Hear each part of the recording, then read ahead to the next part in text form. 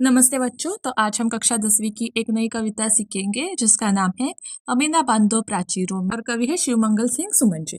तो इस कविता में एक पंछी, एक पिंजरे में कैद पंछी अपनी स्वतंत्रता की चाह, स्वतंत्रता की इच्छा मनुष्य से कहता है। पिंजरे में कैद पंछी किस तरह से आजादी चाहता है और किस तरह से वह मनुष्य से विनती करता है कि हमें प्राचीरों यानी दीवारों में या पिंजरे में कैद करके मत रखो, इसके बारे में हमें बताया है।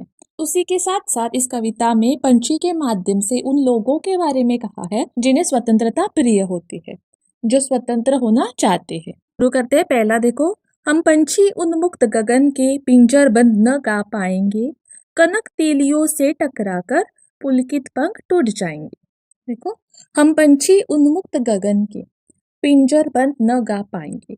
तो एक पिंजरे में कैद, एक पिंजरे में बंद पंछी मनुष्य से कह रहा है कि हम पंछी उन्मुक्त गगन के लिए बने हैं। उन्मुक्त यानी आजाद गगन में उड़ने के लिए बने हैं। पिंजर बंद न गा पाएंगे। आपने हमें इस पिंजरे में बंद करके रखा है और हम इस पिंजरे में खुशी के गीत नहीं गा पाएंगे। पंछी कहता है कि हम आजादी से उड़कर गाना चाहते हैं, हमें आजाद होकर गाना पसंद है। आपने जो हमें इस पिंजरे में बंद करके रखा है उसे हमें खुशी नहीं मिलती और हम खुशी से गा नहीं सकती। कनक तीलियों से टकराकर पुलकित पंख टूट जाएंगे। कनक यानी सोने के रंग का, गोल्डन कलर। तीलियों यानी पिंजरे के जो तार होते हैं उसे तीलियां कहते हैं। टकराकर पुलकित यानी नाजुक, डेलिकेट। पंख टूट जाएंगे।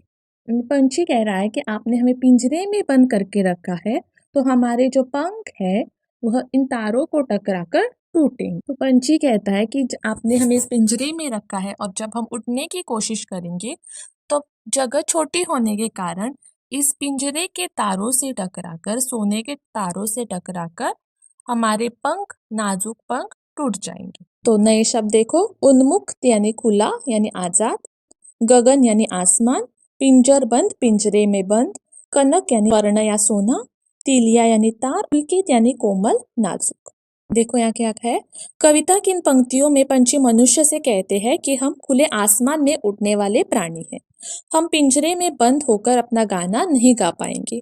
आप चाहे हमें सोने के पिंजरे में रखें परंतु उसकी तारों से टकराकर हमारे कोमल पंख टूट जाएंगे। आगे देखो, हम बहता जल पीने वाले मर जाएंगे भूखे प्यासे, कहीं फली है कटुक निबोरी, कनक कटोरी की मैदा से।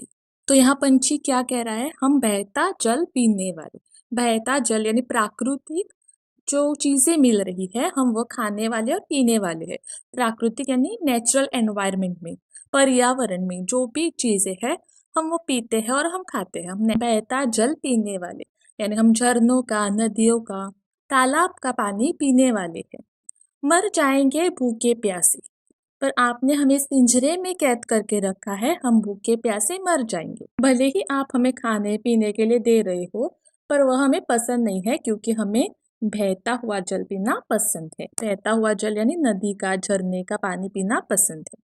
कहीं भली है कटुक निबोरी, भली यानी अच्छी, कटुक कड़वी, निबोरी नीम का फल, कनक कटोरी की मैदा से।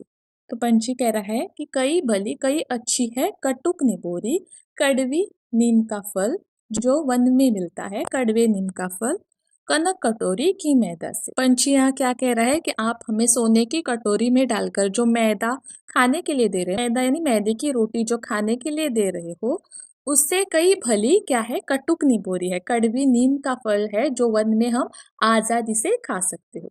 यानी यहाँ पंछी अपनी इच्छा, अपने खाने की जो इच्छा है वह बताता है। पिंजरे के खाने से ज्यादा जो पर्यावरण में यानी प्रकृति में जो चीजें मिलती है जैसे कि बहता हुआ जल, कटुक निबोरी, वह उन्हें ज्यादा पसंद है मैदे की रोटी से। तो यह पंछी कहता है कि हमें बहता जल पीना पसंद है और कटुक निबोरी खानी पसंद है। कड़वी निबोरी, कड़वा नीम का फल पसंद है पर हमें आपके पिंजरे में जो मैदे की रोटी दी जाती है वह नहीं चाहिए। यही हमें सोने की कटोरी में डालकर खाना दे दो या पीने के लिए पानी दे दो, पर उससे हम मर जाएंगे क्योंकि हमें पसंद नहीं है। आप भले ही हमें अच्छी अच्छी चीजें खाने के लिए, पीने के लिए देना, पर हम वो नहीं खाएंगे और हम भूखे प्यासे मर जाएंगे क्योंकि हमें जो प्राकृतिक चीजें है वो खाना और पीना पसंद है। नए शब्द, भली यानी अच्छी, कटुक यानी कड़वी, निबोरी नीम का फल, कनक कटोरी सोने की कटोरी। इन पंक्तियों के द्वारा पंछी कह रहे हैं कि हम बहता हुआ जल अर्थात झरनों नदियों का पानी पीने वाले हैं। आप हमें सोने की कटोरी में भी अगर खाना दो तब भी हमें नीम की निबोरी ज्यादा पसंद आएगी। पिंजरे में हम कुछ भी नहीं खाएंगे और हम भूखे प्यासे मर जाएंगे। ये देखो, स्वर्ण श्रृंखला के बंधन में अपनी गति उड़ान सब भूले, बस सपनों में देख रहे हैं तरु की फुनगी के झूले। स्वर्ण श्रृंखला के बंधन में, स्वर्ण यानी सोने का, श्रृंखला यानी जंजीरें, यानी पंछी कहता है कि जो हमें इस पिंजरे में बंद करके रखा है उसके वजह से हम अपनी गति यानी हम कितनी तेजी से उड़ते थे और उड़ान हम किस तरह से उड़ते थे यह हम भूल चुके हैं। क्यों कहा है ऐसा? क्योंकि पिंजरा बहुत छोटा है और एक ही जगह पे है, यानी पंछी आजादी से उड़ नहीं सकता। इसलिए पंछी ने कहा है कि हम अपनी गति, हम कितनी तेजी से उड़ते थे और अपनी उड़ान भूल चुके हैं। बस सपनों में देख रहे हैं तरु की फुनगी पर के झूले, यानी पिंजरे में कैद पंछी अब सपना देख रहा है क्योंकि हकीकत में वह आजाद नहीं है, वह आजाद होकर उड़ नहीं सकता। इसलिए वह सपना देख रहा है कि इस तरह जब वह आजाद था तरु की फुनगी, तरु यानी पेड़, फुनगी यानी सबसे ऊपर वाला भाग पर जाकर झूला झूलता था। पंछी कह रहा है कि बस अब वह सपना देख सकता है क्योंकि हकीकत में वह पिंजरे में कैद है। जब वह आजाद था तब किस तरह से वह पेड़ पर जाकर, तरु यानी पेड़ पर जाकर सबसे ऊपरी वाला भाग जिसे फुनगी कहते हैं, ऊपर जाकर पेड़ की शाखा से झूला झूलता था, इसके अब वह सिर्फ सपने देख सकता है। नए शब्द, स्वर्ण यानी सोना, श्रृंखला यानी जंजीरें, तरु यानी पेड़ और फुनगी वृक्ष का सबसे ऊपरी भाग। कविता में पंछी कहते हैं कि हमें सोने के पिंजरे में कैद कर दिया है, इस वजह से हम अपनी गति, उड़ान सब कुछ भूल गए हैं।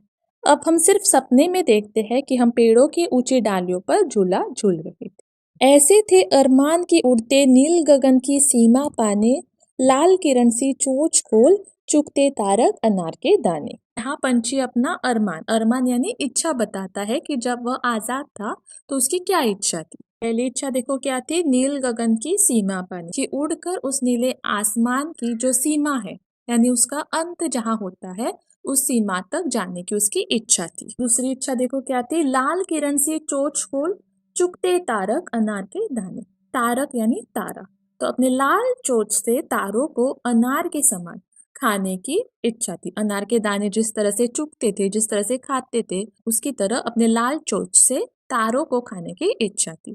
पंछी पिंजरे में कैद है, पर जब वह आजाद था तब उसकी इच्छा क्या थी इसके बारे में यहाँ बताया है। क्या क्या इच्छा थी? नील गगन की सीमा पाने यानी नीले आसमान की सीमा यानी अंत तक जाने की उसकी इच्छा थी, और दूसरी इच्छा थी अपनी लाल चोंच से तारक यानी तारों को अनार के दाने की तरह खाने की उसकी इच्छा। पर अब वह पिंजरे में कैद है इसलिए उसकी इच्छा वैसी की वैसी रह गई है। नए शब्द देखो, अरमान इच्छा, नील नीला रंग, चुगते यानी खाते, तारक यानी तारे। पंछियों के मन में यह इच्छा थी कि वो उड़कर आसमान की सभी सीमाओं को पार कर जाए, नीलाल चोंच से तारों को दानों की तरह चूमे। लेकिन आज यह सिर्फ एक सपना बन चुका है क्योंकि पंछी अब पिंजरे में कैद है। आगे देखो, होती सीमाहीन क्षितिज से इन पंखों की होड़ा होड़ी, या तो क्षितिज मिलन बन जाता या तंती सांसों की डोरी। पंछी आजाद था तब अपने साथियों के साथ, अपने दोस्तों के साथ क्या क्या करता था इसके बारे में बताया है। होती सीमाहीन क्षितिज से, सीमाहीन जिसकी सीमा न हो ऐसा, क्षितिज, क्षितिज यानी क्या, जैसा दृश्य जहाँ आप देखोगे कि धरती और आसमान ऐसा दिख रहा है कि मिल रहे हो, उसे क्षितिज कहते हैं। तो होती सीमाहीन क्षितिज से इन पंखों की होड़ा होड़ी, होड़ा होड़ी यानी कॉम्पिटिशन, स्पर्धा।